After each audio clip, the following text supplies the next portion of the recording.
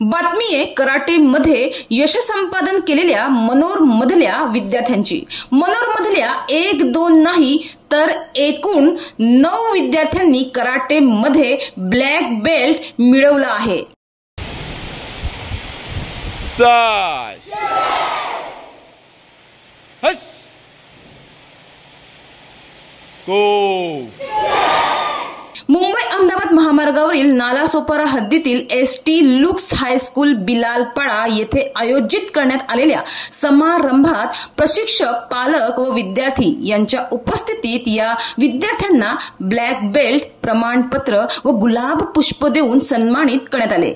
नुकतंच हा नियोजनबद्ध कार्यक्रम बिलालपाडा येथील एसटी लुक्स हायस्कूल मध्ये पार पडला।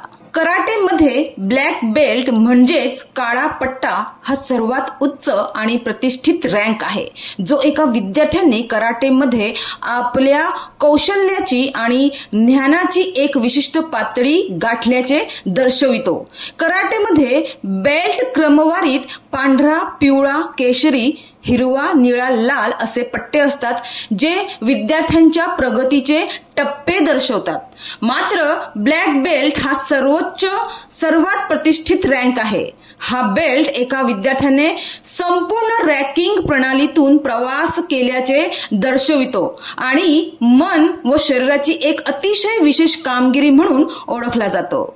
तर पालघर जिल्ह्यातील नालासोपारा ग्रीन हिल रिसॉर्ट येथे पालघर व ठाणे जिल्ह्यातील martial art sports academy of India या संस्थेतील 76 विद्यार्थ्यांनी 3 दिवसीय निवासी शिबिरात भाग घेऊन आपले ध्येय गाठण्यासाठी कठोर परिश्रम घेतले होते आणि कराटे ब्लॅक बेल्टची परीक्षा दिली होती। तर या परीक्षेचा निकाल नुकताच जाहीर करण्यात आला। या परीक्षेत मनोर मधल्या 9 विद्यार्थ्यांनी ब्लॅक बेल्ट मिळवला आहे। त्यांची नावे अशी आहे: वेदा पाटील, मोक्षदा भगत, उत्कर्षा ढोले, सक्षम बोरकर, शिवम भगत, तन्मेश भोईर, पुष्कर वरठा, नैतिक पाटील, हार्दिक पाटील यांनी ब्लॅक बेल्ट मिळवला आहे। तर या उत्कृष्ट कामगिरीसाठी विद्यार्थ्यांना कराटे प्रशिक्षक अमर भोईर यांचे मोलाचे मार्गदर्शन लाभले।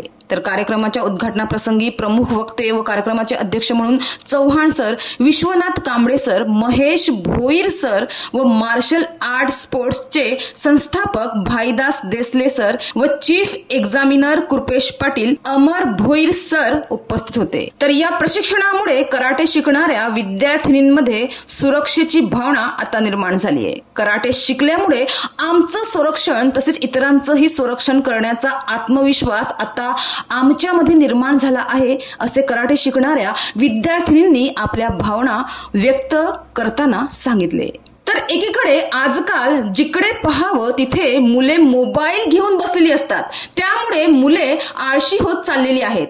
आळशी झाल्याने शरीराचा व्यायाम होत नाही आणि अनेक आजारही मग पाठ सोडत नाहीत। परंतु मुलांनी शिक्षणाबरोबरच खेळातही भाग घेऊन त्यात आपले कौशल्य दाखवावे। खेळ खेळल्याने शरीर तर सुदृढ राहते, पण त्याच सोबत मनही सुदृढ राहण्यास मदत होते। त्यासाठी पालकांनी मुलांना शिक्षणासोबतच खेळ खेळण्यास कराटे प्रशिक्षण देण्यास प्रवृत्त करायला हवे, असे कराटे प्रशिक्षक अमर भोईर यांनी आवाहन केले आहे।